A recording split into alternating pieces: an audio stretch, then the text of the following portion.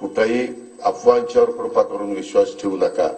मात्र मी एक गोष्ट पुन्हा आपल्याला सगळ्यांना सांगेन, जर कोणी कुठल्या गोष्टीमध्ये जबाबदार असेल, जर कोणी तिथं कुठेतरी वेडेवाकडे प्रकार केलेले असतील, मी आपल्याला सगळ्यांना सांगतो, विकासाची कामं करत असताना कुणी कुणाला खंडणी मागण्याचा प्रयत्न त्या ठिकाणी करू नये। माझ्या ते कानावर आल्यानंतर त्याच्यामध्ये मकोका लावायला पण मी मागे पुढे बघणार नाही। मी कुठल्याही टोकाची भूमिका घेईन। मी आधीच देवेंद्रला सांगितलं होतं की मला इकडचं देत असताना त्या संदर्भामध्ये सगळ्यांनी चांगल्या कामाला साथ दिली पाहिजे। त्याच्यात कुठलाही मी अधिकारी पण बघणार आहेत, काही अधिकारी इथं बरेच वर्ष राहिलेले आहेत, त्याच्यामध्ये पण मी दुरुस्ती करणार आहे।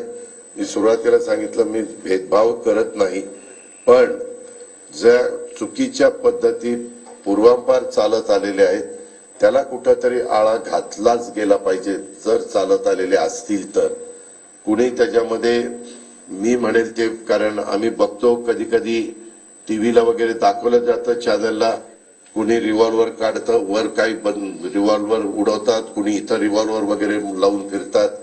मी डिपार्टमेंटला सांगणार आहे, जे कोणी वर रिव्हॉल्वर वाहून फिरेल त्याचं लायसन कॅन्सल करायचं। रिव्हॉल्वर हे तुमच्या स्वसंरक्षणाकरता किंवा तुम्ही वस्तीवर राहत असेल तर 12 बोर किंवा सिंगल बोर जे काही तुम्हाला घ्यायचंय ते तुम्ही घरामध्ये ठेवली पाहिजे, तिथं त्याचा वापर त्या बाबतीमध्ये केला पाहिजे। घेणार नाही, मी सगळ्याला नियम सारखा लावणार आहे। ह्याच्यामध्ये मला टार्गेट करायचं नाही, परंतु बदल झाला पाहिजे हे मलाही जाणवलं पाहिजे, इथल्या सर्वसामान्य नागरिकांना पण जाणवलं पाहिजे, इथल्या लोकांनाही कळलं पाहिजे की नाही बाबा ह्याच्यामध्ये बदल। आणि मी पुन्हा पुन्हा राष्ट्रवादी काँग्रेस पक्षाच्या कार्यकर्त्यांना सांगतो, महिला भगिनींना सांगतो, सगळ्या माझ्या तरुण कार्यकर्त्यांना सांगतो, वडीलधाऱ्यांना सांगतो, आपलं स्वतःचं चारित्र्य स्वच्छ ठेवा, आपली प्रतिमा जनमानसामध्ये चांगली ठेवा। प्रवृत्तीची लोक आपल्या आजूबाजूला अजिबात राहता कामा नये। त्या संदर्भामध्ये पण काळजी सगळ्यांनी त्या बाबतीमध्ये घ्या। उद्याच्याला कुठल्या बाबतीमध्ये मला जर कळलं तर मी पोलिसांना सांगणार आहे, राजकीय हस्तक्षेप पोलीस लोक करत असताना मी होऊन देणार नाही, महायुतीच्या कुणाकडच्याकडनंच होऊन देणार नाही। मी देवेंद्रजींना, एकनाथरावांना जे माझ्या स्तरावर असेल ते मी माझ्या स्तरावर सोडीन, जे मुख्यमंत्र्यांच्या पर्यंत न्यावं लागेल ते मी मुख्यमंत्र्यांना सांगेन। हे सांगताना लोकप्रतिनिधींना पण विश्वासात घेईन। 2 मंत्रिमंडळात सहकारी आहेत तुमच्या भागातले, ते धनंजय मुंडे आणि पंकजाताई, त्यांनाही आम्ही विश्वासात घेऊ। भेदभाव त्याच्यामध्ये केला जाणार नाही, पण मी जर भेदभाव नाही केला तर मी ज्यांचं काम करतो त्यांनी पण भेदभाव नाही केला पाहिजे। नाहीतर मी त्याचं काम करणार आणि ते खाली तिसरंच काहीतरी करणार, तसलं नाही मी खपून घेणार। पण त्याला सरळ सांगणार, हे तू जर दुटप्पी वागणार असेल तर मी काम करणार नाही। मी काही साधू संत नाही, मी सरळ मार्गी आहे। मी जरूर सगळ्यांना मदत करीन।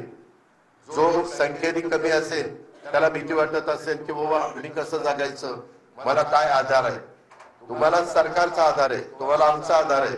आम्ही इथं काही विट्टी दांडू गोट्या पतंग उडवायला आलेलो नाही, आम्ही इथं कामं करता आलो, मला काम करायला आवडतं। मी सकाळी फार म्हणजे मी हेलिकॉप्टरने येणार होतो, पण मी सतीशला आणि विक्रमला सांगितलं की आपण सकाळी 6ला निघू, 7:30ला बरोबर राजेश्वरला रात्री 2 दिवसाची महत्वाची मीटिंग धनंजयची दिल्लीमध्ये। बातम्या काही चालल्यात, ह्याच्याकरता गेले त्याच्याकरता। मुख्यमंत्र्यांना, मला, एकनाथरावांना विचारून वेगवेगळ्या महत्वाच्या अन्न नागरी पुरवठ्याच्या मीटिंग तिथं असल्या तर त्या मंत्र्याला जावं लागतं, फायनान्सच्या मीटिंग असल्या तर मला जावं लागतं, होमच्या मीटिंग असल्या तर गृहमंत्र्यांना जावं लागतं, नगरविकासच्या मीटिंग असल्या तर एकनाथरावांना जावं लागतं, पशुसंवर्धन आणि एन्व्हायरमेंट त्याच्या संदर्भातल्या मीटिंग असल्या तर पंकजाताईंना जावं लागतं।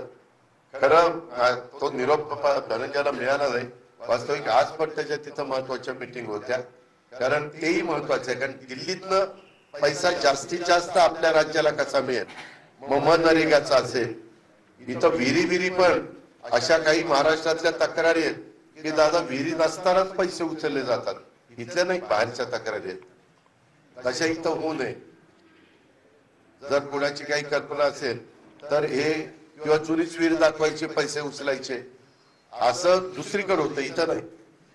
पण असं काही इन्शुरन्स, आपला पीक विमा, 1 रुपयात पीक विमा आहे, जमीन कुठली दाखवली जाते आमची गायरानाची, जमीन कुठली जाते देवस्थानची, जमीन सरकारची, आणि त्याच्यावर पीक दुसऱ्याच, आणि पैसे तिसऱ्याच्याच अकाउंटला जातात. अशा तक्रारी महाराष्ट्रातल्या, तुमच्याकडे नाही, महाराष्ट्रातल्या. त्याच्यावर आपण तपासणार आहे. इथं असल्या तर इथंही तपासल्या जातील. कारण जेवढी आपण नीट शिस्त लावू तेवढा तुमचा फायदा होणार आहे. तुम्ही चुकीचे